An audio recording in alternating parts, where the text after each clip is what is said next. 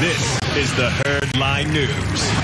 Well, the Bears already had Nick Foles on the roster when they signed Andy Dalton to a one-year deal. Yeah. Dalton said he was told he's going to be the starter next season. Yeah. And the team's social media backed that up with a statement. They tweeted a picture of Andy Dalton in a Bears uniform with the caption QB1. This kind of feels tone deaf to me. Yes. Like, No. you're trying to... We all know that you wanted Russell Wilson. Right. And you actually went after Jameis Winston and Jimmy Garoppolo. Now, the Bears didn't want Wentz, but we know you wanted Deshaun Watson. So, just, like, if Andy Dalton's your answer, don't do that on social media. I agree. It felt a little wild. Like, you can't pitch that kind of performance and that kind of talent acquisition to your fan base and then come up with Andy Dalton and push it as this is something that is supposed to be celebrated. Like, we all know Andy Dalton is not as good as Russell Wilson, Deshaun Watson. Also, they tried to sell us their devotion to Trubisky and bailed on him the minute they could. So Bear fans lived through this experience of people questioning Trubisky, and you go, no, we rock solid. The second you could get rid of him, you got rid of him. Right. And look, it sounds like we're picking on Andy Dalton, but look, this is fine human. It's not about that. It's about the fact that, he had a 4-5 record last year and a 64.9 completion percentage, 14 touchdowns and 8 interceptions. He's out of his prime, and he wasn't great in his prime. And was 2-11 with the Bengals in 2019. So come on. This is like it's not an overreaction to say that's kind of a ridiculous statement. Like I really don't know what the Bears are doing. It felt like a panic move anyway. Like I would feel more optimistic if they had even gotten someone like a Marcus Mariota. Yes, I don't think that Mariota is anything to be excited about, but at least it would have been like interesting. Mariota is what they thought Trubisky was going to be. I've been told this before. Mariota has got about a 500 record. Mariota is a better athlete than Trubisky and a better thrower of the football. If Trubisky was Mariota, and remember, Tennessee bailed on Mariota about a year before we all thought they should have. Mariota subbed for one game last year and was great on television against the Chargers. Yeah. Trubisky's a poor man's Mariota. So if you're going to upgrade, if you're going to move to another quarterback, get somebody built to run around because A, that's the league, B, that's your offense, and 3, you don't have a great offensive line, so it's needed. And it's not like you weren't in the trade market. We know you tried to trade for Russell Wilson, and you were willing to give a haul for him. Now, I don't think you should give that same amount for Marcus Mariota, but if you were willing to make a trade like that, why wouldn't you be willing to trade for Sam Darnold? The worst part about this story is I have to say critical things of Andy Dalton, who's a very good person. Well, we're not criticizing him personally. I know, but it's been like 7 years of just crapping on the guy, and I just feel bad. I feel a little guilt. Maybe I'm getting old and vulnerable. I feel bad. Are you getting soft in your old age? I might be. I ate nothing but bread yesterday. I saw. I am getting soft. I ate garlic bread, pisa, sandwiches. You're in a bad area for that because it's like great restaurants. They're all Italian. I listen. Pasta was my comfort food during the past year, as you guys can tell, and have let me know. God, would you stop saying that? You're more ravishing than ever. Could you stop with that? I'm fine. I'm healthy. That's all I care about. That's all that matters.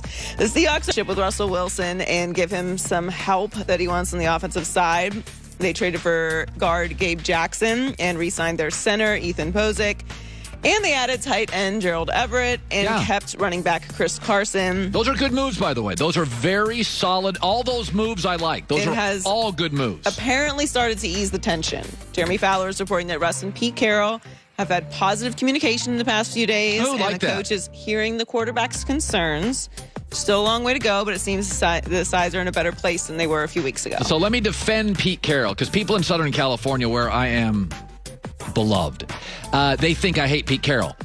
I love what Seattle did. Gerald Everett is a dynamic athlete. That's a great get for them. Terrific get. And also, you take him away from the Rams in your conference. Secondly, Gabe Jackson, total upgrade at guard. I love that move. What was the other one they did? They re-signed their center. No, I didn't love that move. So Gabe Jackson. They re-signed Carson, the running back, who drives me nuts, and he's never healthy, but he runs downhill and he's a good player. Oh, they also re-signed their fullback, which was another move I like. So I gotta be honest. I am critical of Pete Carroll and John Snyder, but they went out of their way and did 4 things that were all good for Russell Wilson. Now it's on Russell to deliver, and my guess is they may go for another tackle in the draft. They need a corner. I mean, it's a pretty good roster. They need a corner for sure. But after that, my guess is they'll go and get another offensive lineman. So this is no longer with Gabe Jackson, Dwayne Brown, and the right guard, the kid from LSU, Damian Lewis. This is no longer a horrible offensive line. This is a top 12 talent-wise O-line. They're not great at center. With the talent that Russell Wilson has, if you are in the top half of the league with the offensive line, you should be able to. And they are now. They are. Gabe Jackson was an absolute upgrade. But, isn't it nice you just listen to people? Yeah. Just lend an ear. You guys work together. Figure it out. So the NBA trade deadline is today. We will be paying attention to all the tweets and news, but it's over at 3 p.m. Eastern, and moves are starting to be made. The Magic are trading their all-star center, Nikola Vucevic, to the Bulls. Yeah. They'll also send Al-Farouq Aminu to Chicago, and the Magic will get Wendell Carter Jr., Otto Porter, and the first-round picks in 2021 and 2023 in return.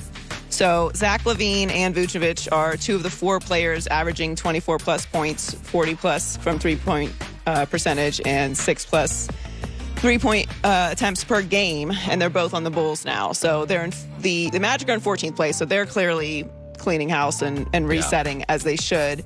And they're also sending Evan Fournier to the Celtics, and there's rumors that they might be sending Aaron Gordon to the Nuggets. And the Bulls are reportedly still interested in Lonzo Ball. I like this for the Bulls. They're in 10th place in the East now. Well, what they're basically telling you, what is this trade telling you? They're building around Zach LaVine. We're going to get another All-Star. Well, they should. In the East, Zach LaVine and Vucevic are 2 All-Star level players.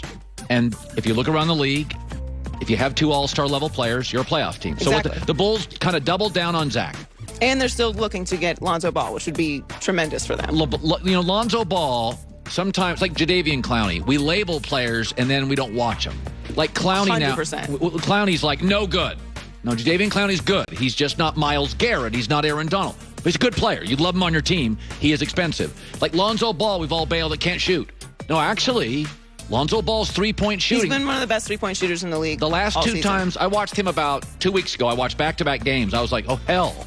Lonzo shooting with a ton of confidence right now. Similarly, they both have like these big names. Right. So we've kind of put them media-wise and fan-wise in other categories, and then they didn't immediately live up to that or live up to the consistency that we expected from them. Then it's like, they're no good. They're no good. And they're never going to change their game. Lonzo, and that's not true. I think the Clippers and the Bulls could really use Lonzo Ball. He's an extremely valuable player. Absolutely. Yes. Big kid, rebounds well, coachable. I mean, obviously works on his game and his body. If you look at Lonzo's body 3-4 years ago and now, he's worked on it. Look at his jumper 4 years ago. Look, now he's worked on it. Half of this stuff is, are you willing to work on your game? Well, it takes a couple years sometimes, too. Yeah, the guys now coming to the NBA at 19. They're kids. They can't drink at the hotel they stay at. I mean, literally, you stay at a Ritz-Carlton, you can't go down to the lobby and have a beer. Yep. There you go. Enjoy with the news. Well, that's the news. And thanks for stopping by. The Herd Lie News. So it is NBA trade deadline. Top of the hour, Joel Klatt has the courage to sit down next to me. We're going to do half of the first round. It's really fun for me because I'm a mock draft dork. And I get first pick, by the way. It's my show. It's the rules. Anytime we do these drafts, I get the first pick. And also, I don't like the second pick because the second pick is the Jets, and I don't like picking against Sam Darnold. So I know his family. I don't want to say I'm getting rid of Sam Darnold. I get. So I get the first pick.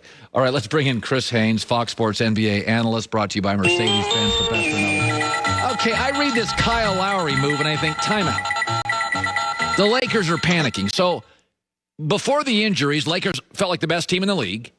And then we all knew